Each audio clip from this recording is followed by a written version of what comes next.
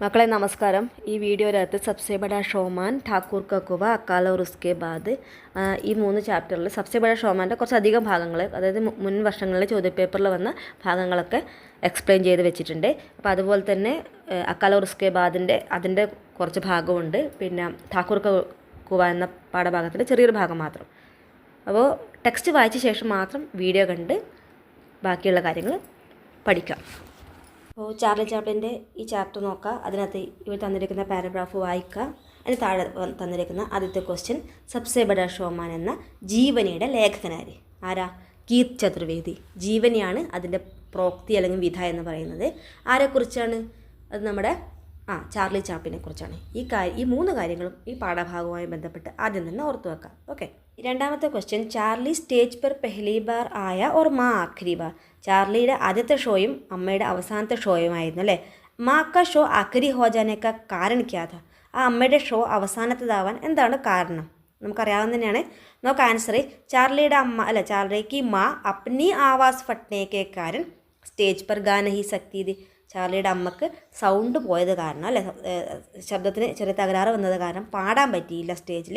ഉൻകെ ബദലെ, അവർക്ക് പകരം പിന്നെ സ്റ്റേജിൽ ആരാ കയറിയത്?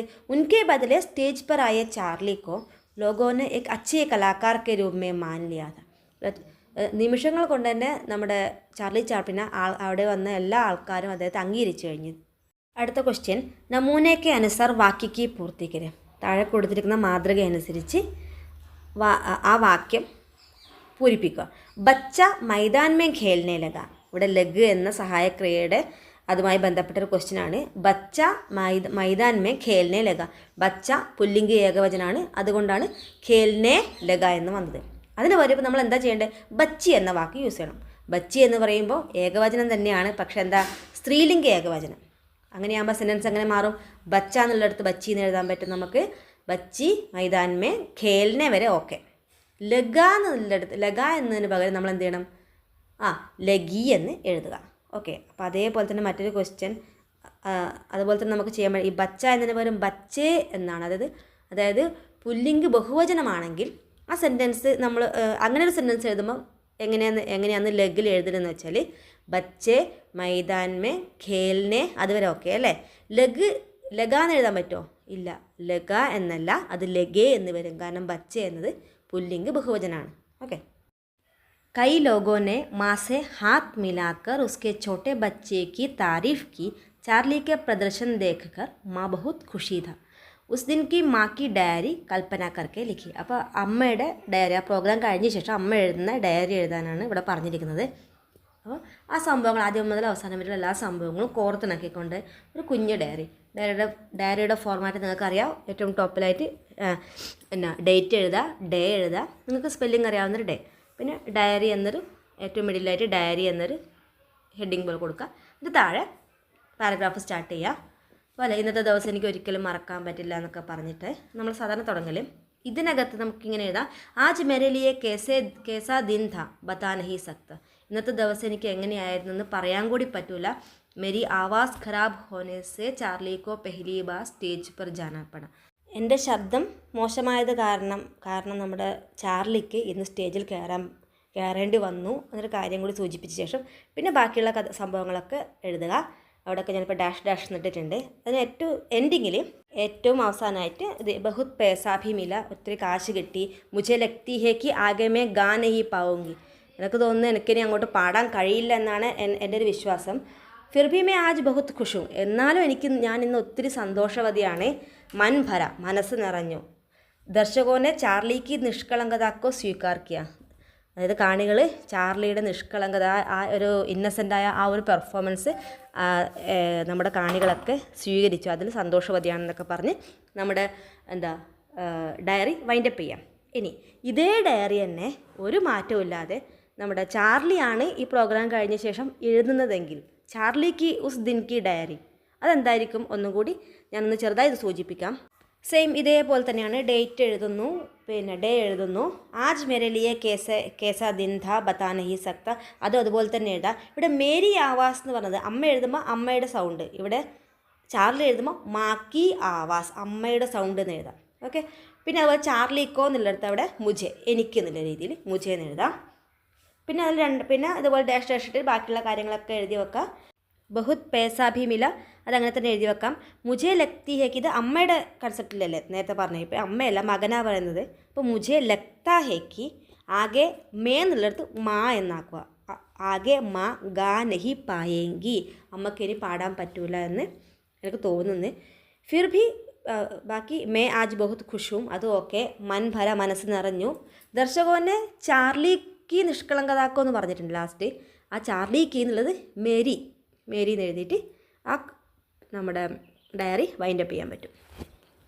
ഈ 4 സെൻറ്റൻസിലും ലഗ് എന്ന സഹായക്രിയ എങ്ങനെയാണ് ഒരു സെൻറ്റൻസിൽ യൂസ് ചെയ്യേണ്ടതെന്നാണ് കാണിച്ചിരിക്കുന്നത്. അതിനകത്ത് ഒരെണ്ണം മാത്രമേ ശരിയുള്ളൂ. അപ്പോൾ ശരിയായ ഒരെണ്ണം നമ്മൾ തിരഞ്ഞെടുക്കണം. അതിന് ഏറ്റവും ഈസിയായ മാർഗ്ഗം എന്ന് വെച്ചാൽ ഏറ്റവും അവസാനത്തെ വാക്ക് ലഗ് എന്നാണെങ്കിൽ തൊട്ട് മുന്നേ വരുന്നത് മുന്നേ വരുന്ന വാക്ക് മിക്കവാറുന്നല്ല എന്തായിരിക്കും, അത് വെർബായിരിക്കും, ഒരു ക്രിയ ആയിരിക്കും അല്ലേ.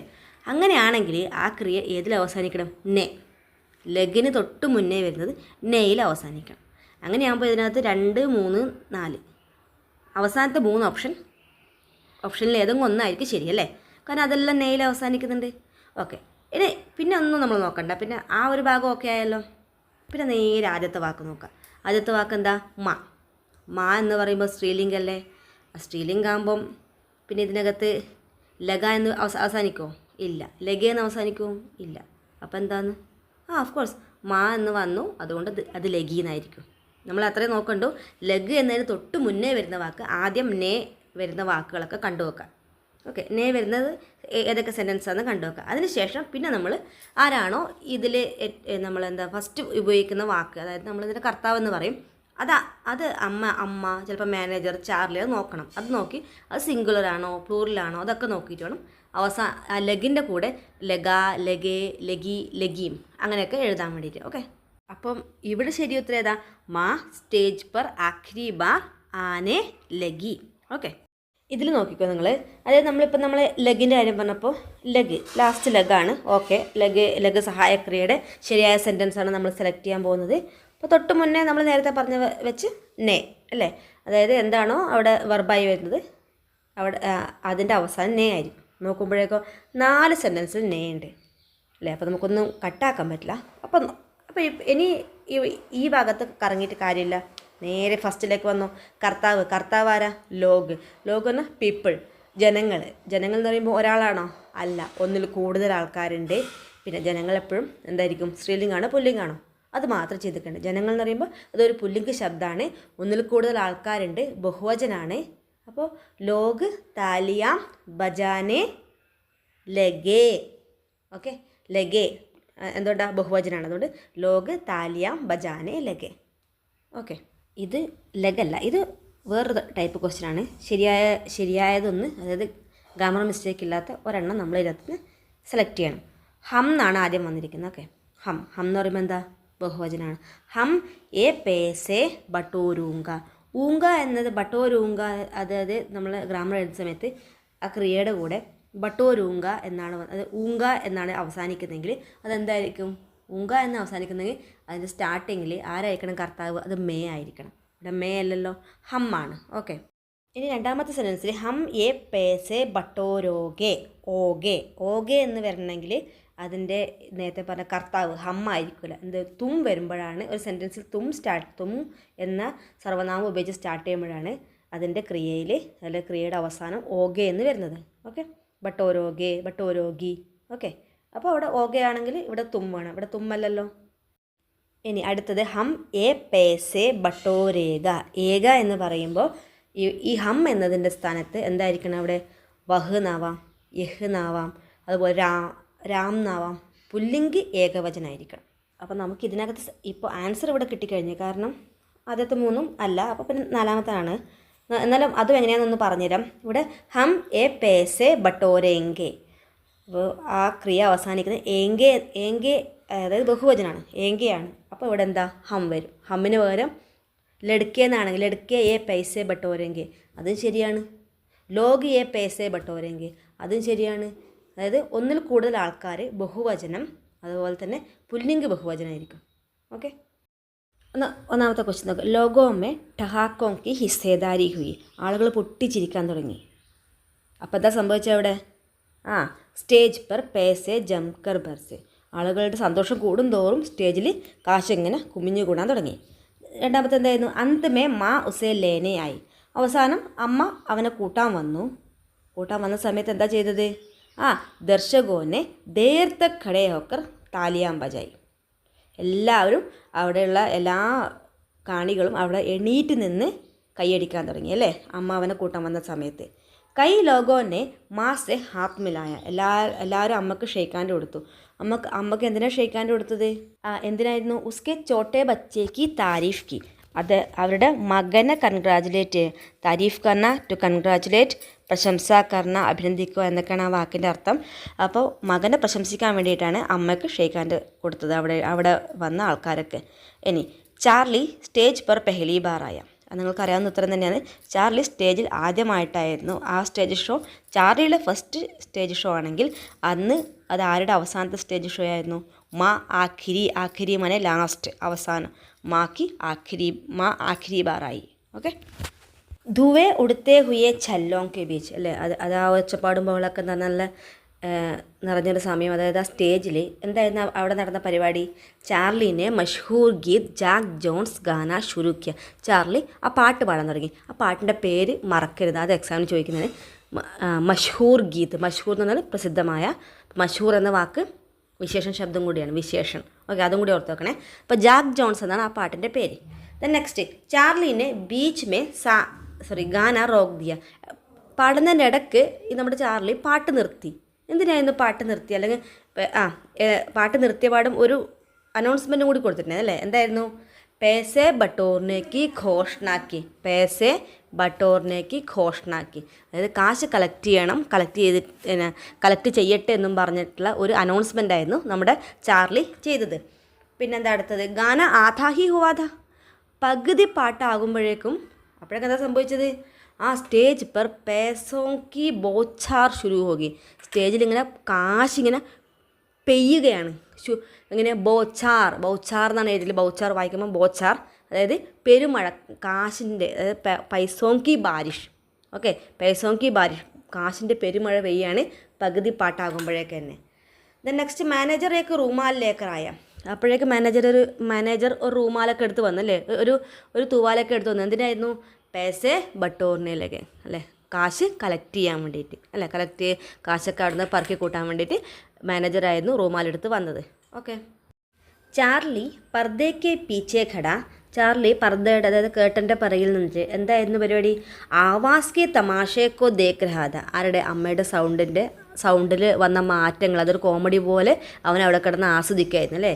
അപ്പോൾ ഒന്നാമത്തെ Charlie പർദ്ദയ്ക്ക് പീച്ചേ ഖട Awas K തമാശക്കോ ദേഖ് രഹാ Tha. ദുനിയാക്കെ Sabse Bade showman കാ.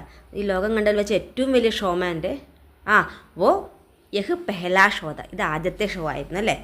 ചാർലിനെ ജനതാമേ. ചാർലി ജനങ്ങളിൽ എന്തുണ്ടാക്കിയെന്ന് പറഞ്ഞത്? ഗുദ്ഗുദി ഫെയിലാദീതി. ഗുദ്ഗുദി എന്നാൽ ഇവിടെ ഉത്സാഹഭരിതക, അവരാകെ ആവേശത്തിൽ അങ്ങ് ആറാടിപ്പിച്ചിന്. അതാണ് ചാർലിനെ ജനതാമേ ഗുദ്ഗുദി ഫെയിലാദീതി. ഗാന അഭി ആധാഹി ഹുവാദ. ഇത് നമ്മൾ നേരത്തെ ഡിസ്കസ് ചെയ്ത അതേ പോയിന്റ് തന്നെയാണ്. പാട്ട് പകുതിയാകുമ്പോഴേക്കും സ്റ്റേജ് പെർ പേസോങ്കി ബൗച്ചാർ ശുരു ഹോഗി. നമ്മുടെ സ്റ്റേജിൽ ഇങ്ങനെ കാശിൻ്റെ പെരുമഴ പെയ്യാൻ തുടങ്ങി. ഇത് ഒരു വാക്യപരിമിടാണ്. താരീഫ് കർത്തേ ഹെ, പ്രശംസിച്ചു.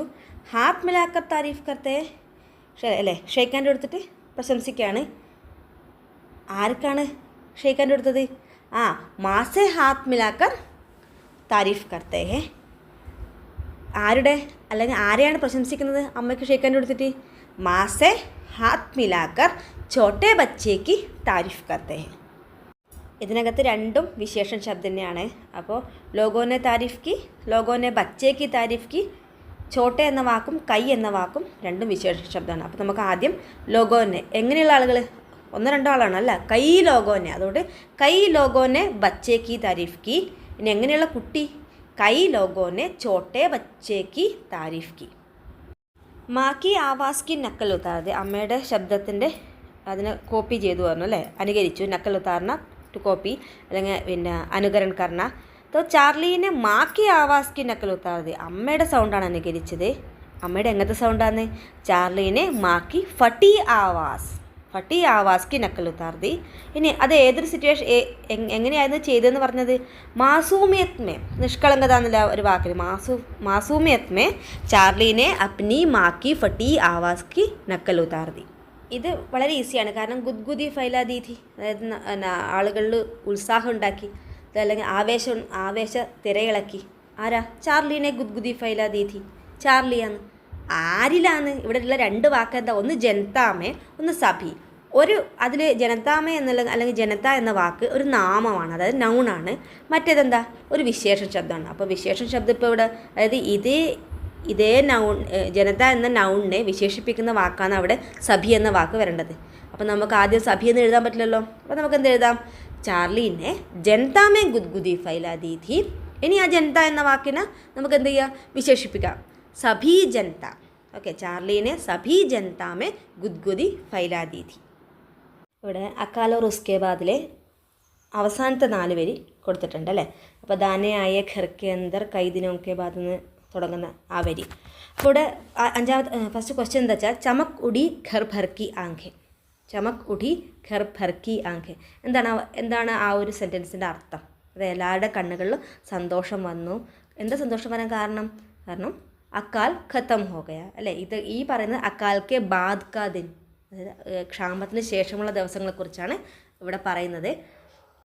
ഇവിടെ ഘർ ഭർ എന്ന വാക്കുകൊണ്ട് ഉദ്ദേശിച്ചിരിക്കുന്നത് ഞാൻ ഘർ ഭർ സെ ആശി കേവൽ മനുഷ്യസെ നഹി, മനുഷ്യന്മാർ മാത്രമല്ല അവിടെ ഉണ്ടായിരുന്ന ചൂൽഹ, ചക്കി, കാനി കുത്തിയ, പിന്നെ അതുപോലെ ഭീത്ത്, ചിപ്കലി, അതെല്ലാം അവരും അതുപോലെ തന്നെ മനുഷ്യന്മാരെല്ലാവരും കൂടിയിട്ടാണ് ചമക് ഉഠി ഘർ ഭർ കി ആംഖെ എന്ന വാക്കുകൊണ്ട് ഉദ്ദേശിച്ചത്. കാരണം അക്കാലിന് ശേഷമുള്ള ഒരു സന്തോഷം സൂചിപ്പിക്കാൻ വേണ്ടിയിട്ടാണ് ആ ഒരു വാക്ക് യൂസ് ചെയ്യുന്നത്.